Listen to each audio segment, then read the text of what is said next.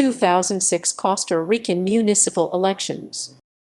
The 2006 Costa Rica local elections were held on December 3, 2006.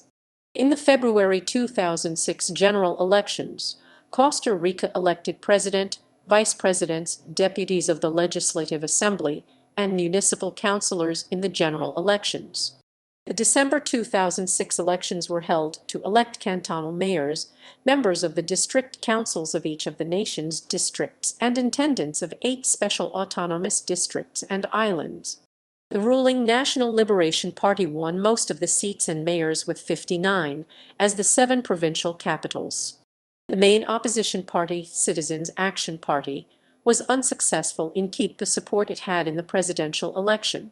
In the February 2006 elections, this party had almost tied the PLN.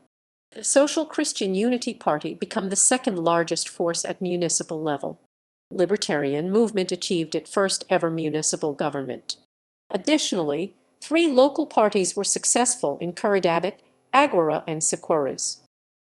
Results: Mayor by province, municipal councils, syndics, district councils,